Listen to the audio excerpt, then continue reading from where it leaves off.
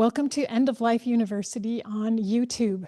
Today, I'm happy to share with you a conversation I had with Diane Button. She is an end of life doula and an author who's been on the podcast a couple of times before. We'll be talking about her latest book, What Matters Most: Lessons the Dying Teach Us About Living. And I think you'll really enjoy this one. Also, be sure you subscribe down below and subscribe and leave a rating and review for the podcast wherever you happen to listen. And go to eoluniversity.com/support if you're able and willing to make a small contribution to help keep this channel and the podcast on the air. And thank you so much in advance if you choose to do that. Now we'll move on with my conversation with Diane Button. Today, I'm so happy to welcome back my special guest, Diane Button, who's been on the podcast at least 2 times before in the past. And so I'm so glad we get to sit down and have another conversation. And I'll tell you a little bit more about Diane. She is a founding partner of the Bay Area End of Life Doula Alliance in Northern California and an instructor for the University of Vermont's End of Life Doula Professional Certificate Program, which I've talked about a lot in the past. Holding a master's in counseling psychology, she has been an influential board member of the National End of Life Doula Alliance and a hospice volunteer. Diane is the author of several impactful books and has been featured on numerous programs and podcasts, inspiring others to leave a meaningful legacy. Her most recent book that we'll be talking about today is What Matters Most: Lessons the Dying Teach Us About Living. And you can learn more about Diane and her work at her website, dianebutton.com. So Diane, welcome back and thanks for joining me. Thank you for having me here. It's so good to see you again. Yes, it's wonderful to talk to you. We've been able to catch up on a lot of things. And so I was excited to see that you have a new book coming out. And I hadn't even heard about it, that you were working on a book, but I'm really happy to see that. And I'm curious to know just what inspired you to write this book, What Matters Most. Last time I was on your show, it was for a couple of other books I've written, Dear Death, which was really kind of more of a how-to for mainstream market to lean into the topic of death and dying. And then I wrote a book for doulas with Gabby Jimenez and Angela Shook, the Doula Toolkit. And I kind of thought I was done, honestly. But then I got an invitation from Maria Shriver to write a book based on an article that I wrote for her. She has a publication called The Sunday Paper. It's an online newspaper. And I had written an article called 10 Lessons the Dying Teach Us About Living for her Mm. a couple years ago, and it went viral. And so she asked me to write a book based on that. And so I wasn't quite sure I had another book in me, but as soon as I started tapping into the stories and thinking about the lessons from my clients over the years and also getting together with some of my doula friends around the country and sharing their stories, it just started to come together beautifully. And that's what I wanted to emphasize. This is a book of stories, which I think it's really perfect when we're trying to educate people about death and dying, to tell stories, because stories are just our most powerful teachers, really. When people get wrapped up in it and involved with the characters and hearing the story, and I think it's so impactful. Yeah, I felt that way too. I was finding myself really realizing that every single person that I've ever sat with at the bedside and all their family members and loved ones have taught me so much. Like I've never walked away thinking I'm can't grow from this experience. And it's really all the stories of, a lifetime of people's, journeys, their legacy, their life review time, all the things that they share with me have just been so meaningful. And I feel like my life is so much better for being able to sit with them and hear their stories. So it was really awesome to be able to share them. And really, that's one of the most important parts, in a way, of end of life work, is being able to listen to the stories, because everyone needs, that's part of their attempt to find meaning, is to tell the stories of things they've done and what their life consisted of. And it's powerful to have a deep listener who will sit with them. But then also the fact that you record the stories so the stories themselves live on and have a chance to educate other people. That's really amazing. It's really fun too because some of the stories are very recent. And so I've been able to reach out and actually share the stories with the family members and the loved ones who have been left behind and actually gotten their input and added to the stories based on the input that they've had. So it's been really meaningful in a lot of ways, just to be able to stay connected with the doulas, stay connected in my community and with the families of these clients who've made such a difference in my life too, you know? Yeah, yeah, that's so beautiful. Well, there was one story that I was hoping you'd talk about a little bit more, um, just to give people an idea of what these stories are like. And it's one called The Joy Counter with Jacob in the story. And this one really touched my heart. Sure. I wish Gabby was here to share this story because this is really Gabby Jimenez's story that she told me. But it's such a beautiful story. Basically, she had this client named Jacob, and he had ALS and he was bedbound. And Gabby went to his house to visit him as a hospice nurse. And he had this grab bar hanging over his bed, to lift himself up on. And he had all kinds of bracelets and colorful objects hanging from the bed. And in the center, something was hanging down that Gabby didn't really know what it was. So she asked him, Jacob, what is this? And he said, it's my joy counter. And so here's a person whose life has changed dramatically. Now he's bedbound and he's not living the full exciting life that he had hoped to live at such a young age, but he was still finding joy. And so he said, whenever he found something to feel good about that brought him joy, whether it was something his wife brought him, his favorite pistachio ice cream, or Gabby would come to visit, or, an animal would come visit, whatever it was, he would click this joy counter to represent the fact that he could still experience joy despite his situation. And so Gabby started clicking it every time she came in, and they ended up giving Gabby a joy counter. And Gabby doesn't know this yet, but we have many joy counters now that we're going to be passing out. So that, and we have lots of friends who are using them. And it's really fun. It's fun to pause and think about the little things that bring you joy every day. And that's really the beauty of the whole story is that when we pause, we realize that it's not the big giant moments in life that are necessarily the ones that are going to bring us the most joy. Sometimes it's just the simple pleasures of an ordinary day, starting with maybe where we sit in the morning or a cup of coffee or whatever it is that makes us feel good to start our day. So it's really just a reminder to count your joys. I love it. And on the one hand, the reminder that even within the greatest challenges you could imagine, there are still moments of joy. There are many of them. And the idea of focusing on those and looking for them and seeing them when they happen in your own life and then using the joy counter. I want to get one because I love that idea of tangibly recording and focusing on all the joy that actually arises in your life. And then from that, I can imagine a gratitude practice could come naturally because if you sometimes you sit down and can't think of what to be grateful for, but then you realize, wow, my joy counter's up to 50 today. I I must have had a know. lot of joy today. So Exactly. It kind of reminds me also how much we laugh at the end of life. Like so many times there's lightness and we're living all the way up until the minute we die. And I think that's something that's woven throughout this book is that there's life going on in the midst of the dying. There's life, there's laughter, there's love, and there's all the emotions that make us human are still being interwoven in our days. And I think being able to be lighthearted and to see joy is such an important thing when times are hard.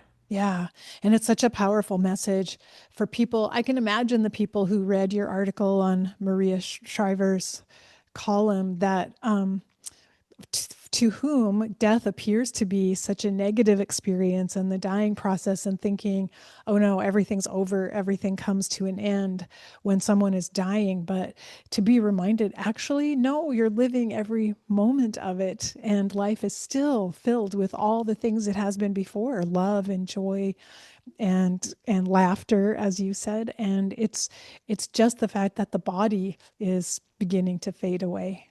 Absolutely. And sometimes even, there's more. There's more love. There's more like lightheartedness. There's more truth. There's more meaning because time is short. So I think it actually spotlights everything and sometimes exaggerates it and magnifies it so that really true deep feelings have an opportunity to come out, some that have been buried for a lifetime. So that's part of the privilege of the work of the death doula is to be able to explore those emotions and those stories with people so that they can lighten their load and maybe revisit some of the beautiful memories of their life too. I think the stories of the book really highlight something that the rest of us may lose sight of in all our busyness of the day and also our worries of every day of what's happening in the world or what's happening personally for us is that it's really small, simple things that make the most difference, that give life its deepest meaning and bring the most pleasure in life. And so that's such a good reminder for all of us as well. Yeah, I think one of the stories I really like the most in there is called Jesus Makes Casseroles. And it really the basic tenet of the story is that you don't have to build hospital wings to make the world a better place, you know? And I mean, in the story, it was from when I had breast cancer at first, and people were bringing our family casseroles all the time, and people we didn't even know, which is when my husband said one day, I think Jesus is a woman who makes casseroles because we were I getting all these casseroles from people we didn't know. And then I went and had a client just a few miles down from my house, and his neighbor brought him a casserole as well when I was a doula and I was visiting him, and kind of really made me realize that this is part of our love language, how we nurture each other is with food and simple, small acts of kindness. And during that day, this sweet little boy brought a tangerine over and placed it in the hand of the man who was Mm. dying and just kind of like wrapped his fingers around this tangerine. And I just remember thinking, boy, that is the most simple but the most beautiful thing in the world. Just such an act of love. And reminding us that, we can do small things, and that have huge impact. And so don't miss the moments looking for, that hospital wing that we're not required to build. We just need to be kind and keep our eyes open for ways we can make a difference. Oh, that's beautiful. I'll never forget that now, that line, Jesus makes casseroles. Yeah. Um, and it's such a good illustration of the book and kind of the tone of the book and the fact that there are 28 stories, is that right? And each one has a simple lesson that it teaches, but they're all easy to read and they're all really I, I mean, they're touching, they're very touching, heartfelt stories, but they also bring joy and pleasure to read them. And I think that's one of the wonderful things about the book. It's something you could pick up at any time if you only have 5 or 10 minutes, sit down and read one story. And it will actually change how you look at the day and then move on. So it's not a book that maybe you would even recommend reading all of it in one sitting or over a couple of days, but savor it and read it slowly. Hmm. Yeah, I've heard a lot of people talk about different chapters, that certain chapters speak to different people at different times in their life. And so that really does make me feel good because I feel like there is something in there for everybody. There are several nuggets in there for everybody. But the book is not asking too much of you. It's not one of those books that makes you feel like you have to do a lot to change your life. It's really about being present and paying attention and really bringing some of those doula skills that we bring with us when we work with our clients, meeting people where they are and not trying to control people and being kind and speaking the words in your heart, don't hold it in. There's a lot of things like that we know, and I think these touching stories from people who lived it at the very end of their life. Some people got it right, some people wish they did it differently, but either way, there's a lesson tied in there, and we can just kind of take it in and think about how that applies to our own life and what we might do differently to avoid feeling a certain way at the end of our life if it wasn't a good outcome. I know in your work as a doula that you do spend time with people who are at the end of life, helping them create a legacy, maybe a legacy project, and telling their stories for them. is one way of leaving a legacy. But I wanted you to just talk about that a little bit about the importance of this legacy building in a way, and how we help those at the end of life with their projects or whatever it is they would like to leave behind. Sure. Well, I've really come to see legacy as sort of a twofold situation.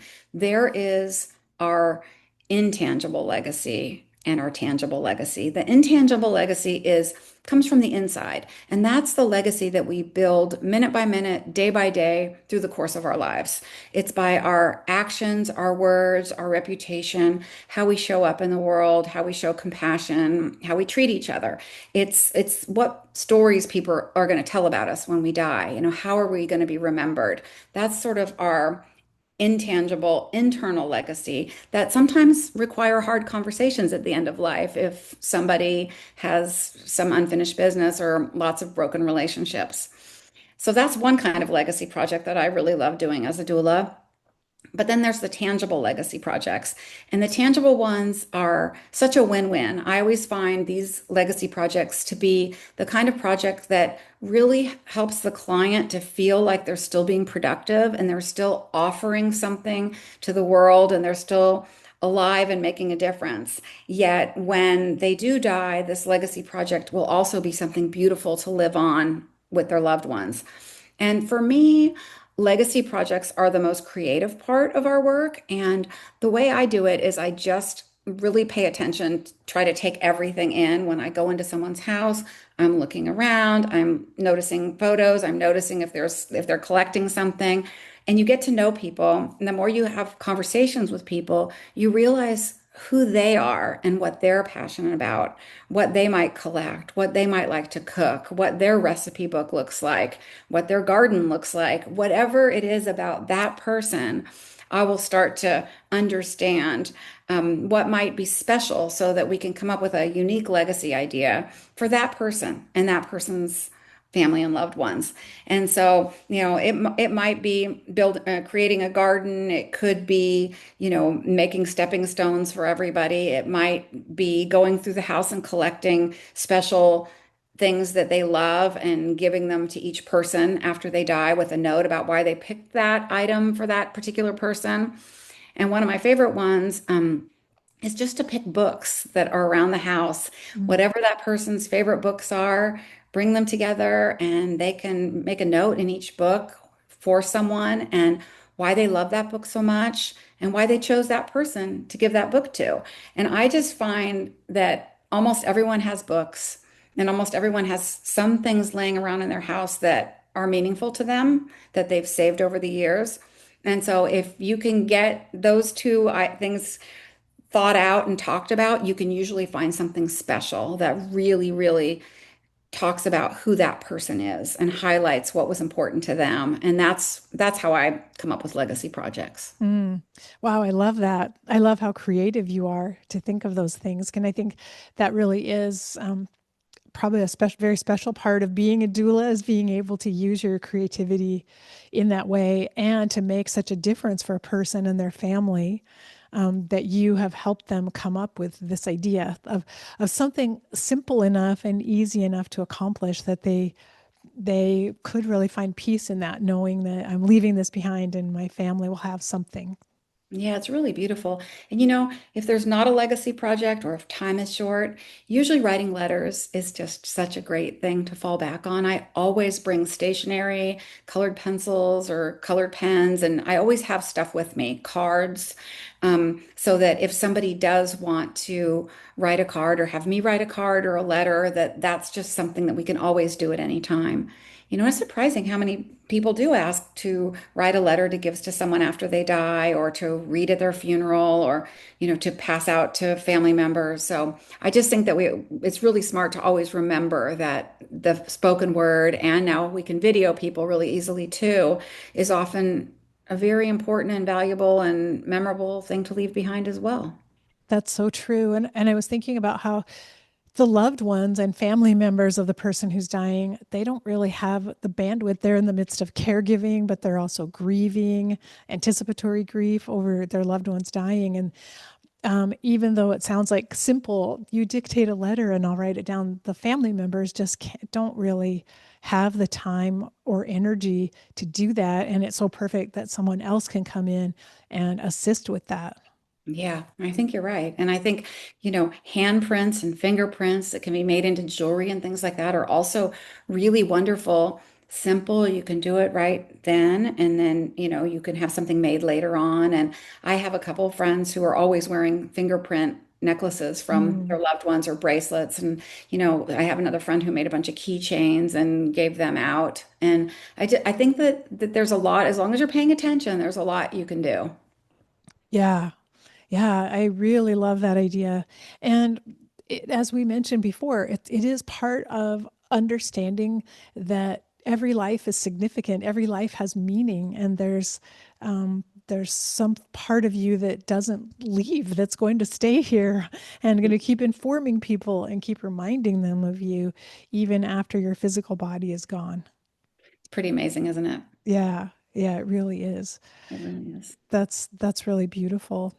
Well, I also wanted to ask you about, I think we talked about this in one of our earlier interviews, but something you offer tools at the end of the book for living a good life. And one of the things is one of the tools is called the final checklist. Mm. And I wanted to ask you about that and how that works and how you use it as a doula.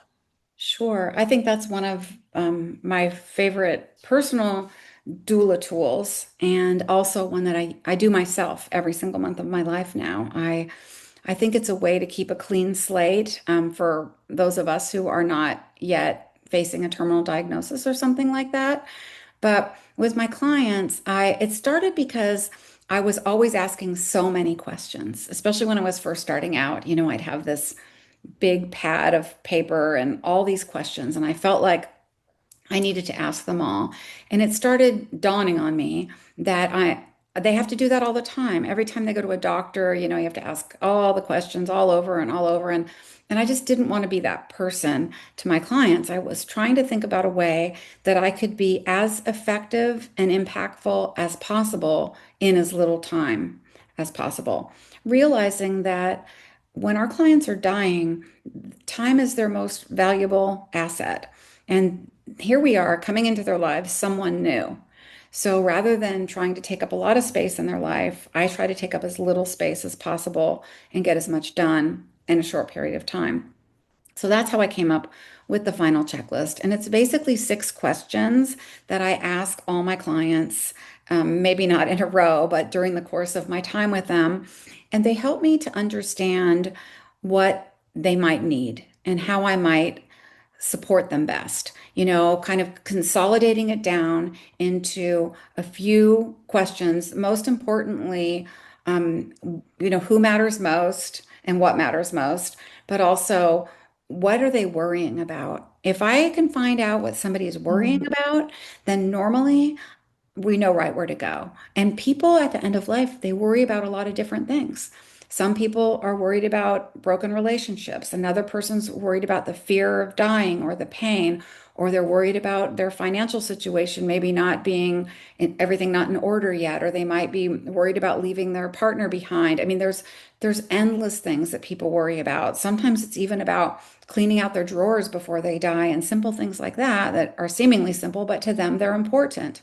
So tapping into what is worrying someone is super important. mm, And I also think it's really important to understand what is bringing people joy, because if you have limited time and you can understand, like, oh, this client is really does best between 11 and 2, like that's their best time of day, and this is what they love to do, or these are the people they love to see. If you can match the time of day that your client is really at their best with what brings them the most joy, I just think that's like a little puzzle piece that is really great for our clients to be able to put together. So you don't have people come visiting them at 4 o'clock in the afternoon when that's when they're usually wiped out or what have you. So the worries and the joy.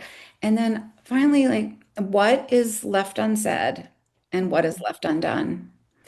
And, both of those can be also really full answers for people, especially what's unsaid. it kind of blows my mind how many times people have been holding in words for decades, or apologies, or thank yous, even, for a long, long time. So I've kind of created it as a tool, and I know a lot of other doulas are using it as well, just so that we can get to the heart of our clients' needs as quickly as possible. And then in our own life, so that we can kind of have a clean slate every month. Because if I ask myself those questions, if there's someone I want to apologize to, or there's someone I feel like I need to talk to or say thank you to, I'm able to pick up the phone and call them. And I feel like every month I've kind of got a do-over. So it's become a really special tool for me. I really like that because I know once we bury something, like something that we wish we had said, it's easy to pile layers and layers of denial on top of it. And then it seems almost overwhelming to try to go back and make up for all the time that's been lost. Before you know it, a decade has gone by and you haven't spoken to someone who used to be important. And yet in your heart, you're still carrying the pain of that relationship. So I think that's just so valuable to look at that, and also that people at the very end of their lives may be at the most open place they've ever been in to actually maybe do some of that, maybe actually say some of those things, and maybe actually make amends or have a reconciliation with someone. That's awesome. It's so true. I think people are more raw and real and ready than they've ever been at the end of life. And especially when they call a death doula, when they call us, it's because they want to get real. They want to, take that deep dive and have those conversations. And it's interesting because, like you were saying about how sometimes years can go by and then it seems strange to bury it, to the things that have been buried, to like dig them back up. There's also like an awkwardness sometimes if you let something go too long. It's kind of strange to pick up the phone and call someone months after something when you should have maybe done it right then, or at least that would have been the best choice. But somehow at the end of life it's almost not awkward again. It's healing, and it's sort of full circle, like it's appropriate, and now is the time, if there ever is Yeah. a time. Yeah, it's so true. And just having the support and the encouragement of an end of life doula, I think could make all the difference because some people still may feel reluctant or nervous or vulnerable. But with reassurance from you, I've worked with so many people and they're so happy that they made the phone call, and you will not regret it if you just take this one step. Absolutely. I mean, it's the healing possibilities are really endless. And I think that when people want to make those calls and make those shifts in their life at the end, it's so rewarding. I even think it's rewarding if they can't reach out to the person, if the person has died or they can't find them. I still think just talking about it, and then sometimes we'll do like a ritual of letting go, or we'll just write about it, journal about it, talk about it. I still think there's a lot of healing that can come from those kind of situations just by using our words and being able to talk about it and have Yeah. somebody to listen, without judgment. Yeah, so true. And you made one comment that I think this was true in hospice as well, that the people that we end up working with are in some ways a selected out group of people who have already, in whatever way, gotten comfortable with the fact that they're dying. And so they're willing to get care from a hospice. They're willing to seek out and hire an end of life doula. And we know that there's a large segment of the population that aren't in that place that we probably don't get to work with or see because they're still afraid and uncomfortable, and they may be resorting to just going all out on curative care at the very end of life and aggressive treatment. I just wanted to say, I think reading a book like this with these lessons could be helpful to all the people who haven't been able to take that step and move toward working with a death doula yet, because they may learn something and it may help allay their fears. And so that's what I would love to see, is seeing more people who could move in this direction and move toward having a more aware, death aware, peaceful end of life than staying caught up in the medical system in a way and over medicalizing their last days. Thank you for pointing that out, because I feel like that was a big like target audience for me if I had one, is, who are the people who are afraid to have the conversations, or are afraid to talk about it because they think it's scary. Because it was really important for me that the stories in this book be real and loving and light. And there's a lot of joy in the stories, there's a lot of love in the stories. Yes, it's sad at times as well, but it's the whole gamut of emotions that come up for us at the end of life. And several people who've read it have said, it made me less fearful. And I thought, oh, that's really, really wonderful. That's just such a great outcome for somebody who might have been afraid of talking about death or thinking about it, to walk away seeing that it can be a beautiful part of life too, and that death is just one day and all the other days are a chance for us to live. Yeah, and I was thinking for someone listening, if there's someone in your life that you know who's very reluctant to turn away from curative therapies and to look toward an alternative way of facing the end of life. This book it's a really gentle opening in a way, I think, a gentle introduction. And it's not like getting in someone's face saying, you have to hire an end of life doula. You need to be doing it this way. It's simply, here's some stories of some people. And this is how it all unfolded for them and what worked out for them. And I think this book would be a good gift for someone who's at an earlier stage, maybe not even ready yet for this path to hire an end of life doula, but who might need some time to contemplate it and to at least have it be on their list of things they might consider as they're looking toward the end of life in the future. Yeah, thinking about what will be important when I get to the end of my life, what will matter when I get to the end of my life. Because if I know what will matter, whether it be 5 years or 40 years from now, then I can at least live with that in mind, you know? And so I think that's the beauty of it, that kind of spans the different age categories for people who could be interested in reading it and could get something out of it. Yeah. There's Yeah. nothing in the book that you need to wait until the end of your life to start doing. It's all little nuggets that we could incorporate into our lives today, and it would make things easier and calmer and all that. Yeah, exactly. And we talked before about the power of storytelling to educate people and to help people get more comfortable with things. And I'd always encourage, like I would always tell new hospice nurses and then new end of life doulas, read a book like this because you need to have a bundle of stories in your pocket. Because one of the things you can use when a family and patient are scared or upset or questioning everything and wondering if they've done the right thing is to be able to tell a little story. And maybe you tell them about Jacob and the joy counter, maybe you share a small story.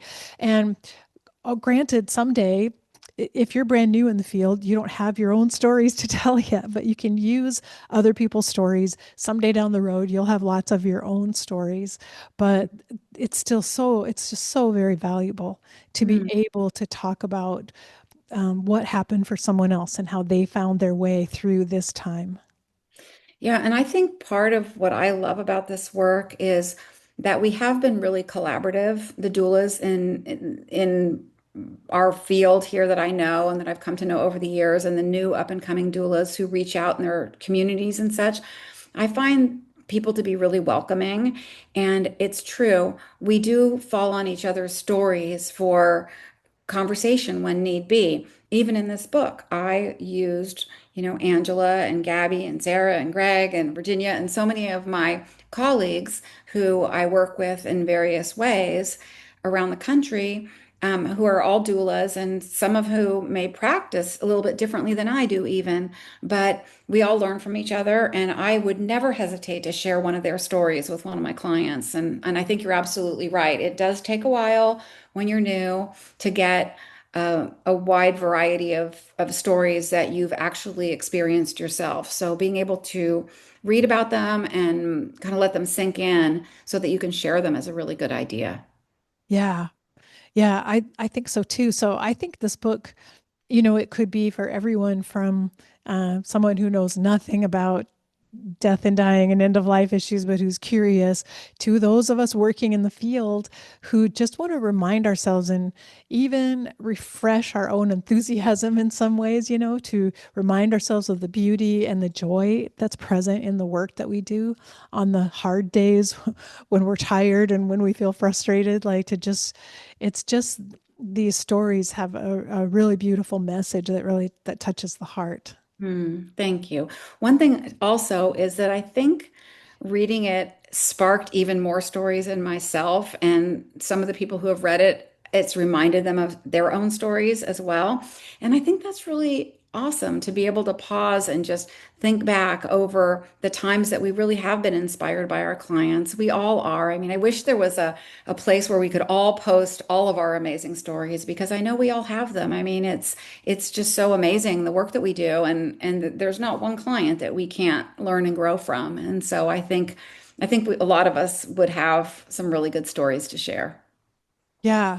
And I think it's a good reminder that there is a story. There's a story in every house, every door you walk through into someone's home.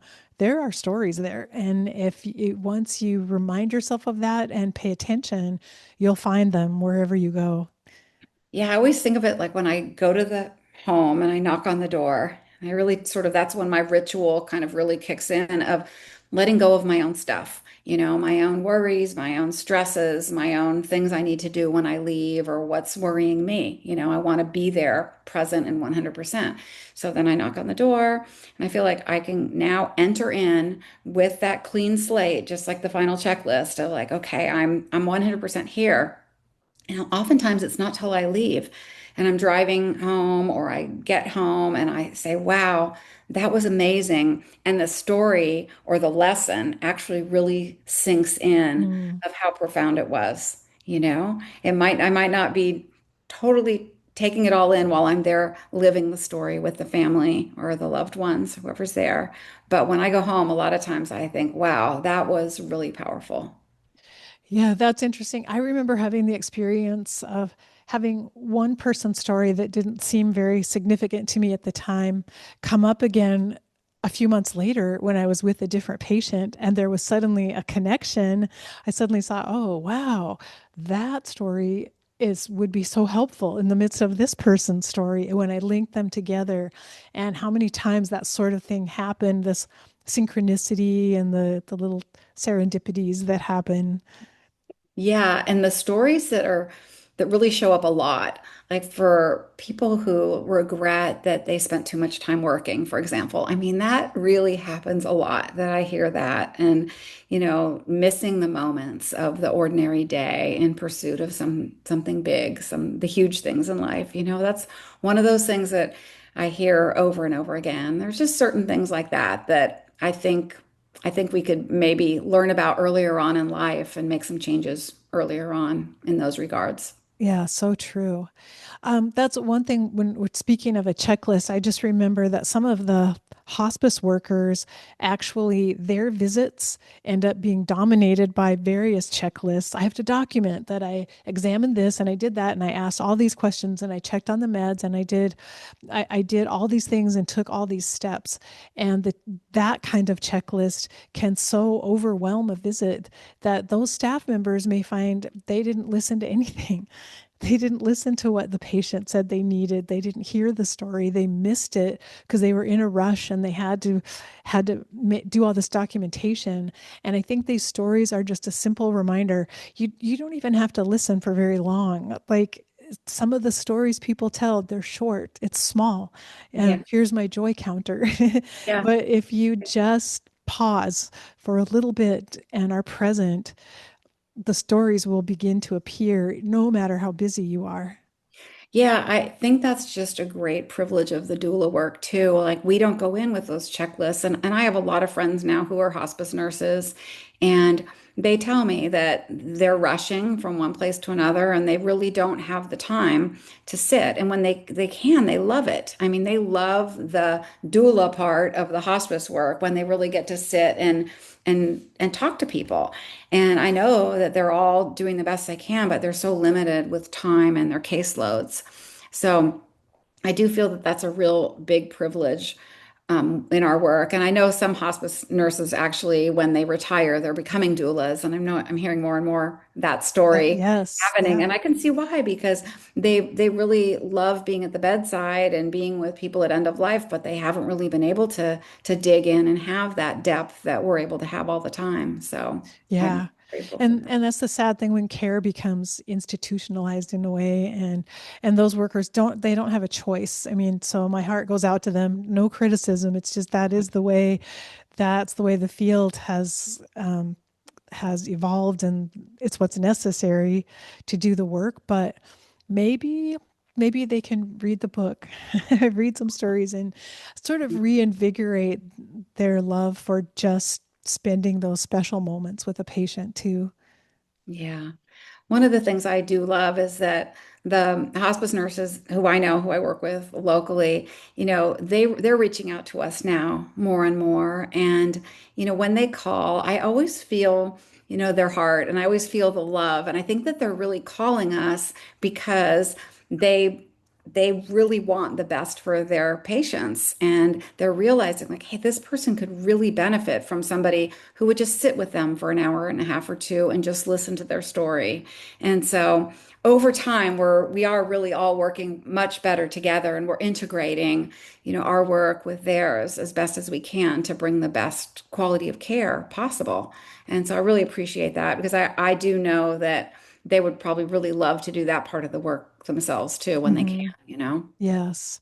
And ultimately, as you said, we all want the same thing. We're all working for the very same thing and hoping that we can change the way people die, that we can make it better, and that we can spread the word and spread the news to people that there are options and there are choices people have. So, your book, What Matters Most: Lessons the Dying Teach Us About Living, it's a fantastic resource. I think it would be a great gift. I don't think it's scary or would offend anyone or put anyone off. I think it's a great gift if you know someone who's facing maybe a challenging diagnosis, as just some stories to read to give them some inspirations.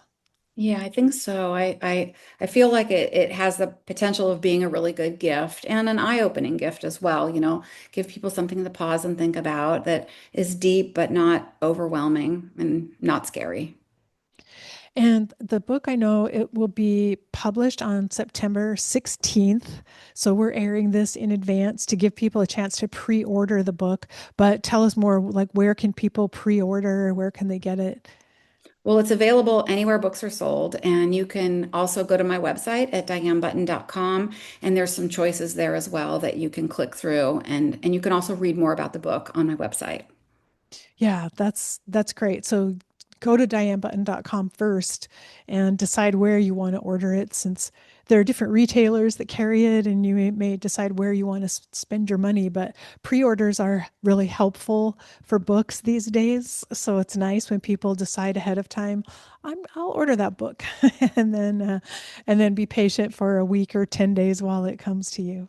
Yeah, that's right. Thank you so much. I really appreciate that. Yeah, well, I'm really happy to tell everyone about the book and share it far and wide. And I wish you great success. Although, I mean, I don't mean necessarily success in the monetary status way, but success in like the lives and hearts that are blessed by reading the book. Oh, I actually hope that it touches people so that all of us doulas and people who are working in the end of life field can just have more people waking up and saying, wait a minute, this is something we can talk about. It can make our lives better to talk about it. And hopefully it'll just benefit us all. Yeah, so true. And I think that's really what we're all working for, is helping our whole society and our culture wake up more to death, and that being aware of death and recognizing that you're mortal is actually one of the greatest gifts and blessings that you could have in your life. And that's why we're all so passionate about trying to share that message. Absolutely. So, well, thanks, Diane. Thanks for the book. Thanks for talking to me about it. And we'll have to do a follow up in the future and see how things are going. That'd be awesome. And thanks for having me here. And thanks for everything you do for our end of life world. You're amazing. Oh, you're so welcome. Take care.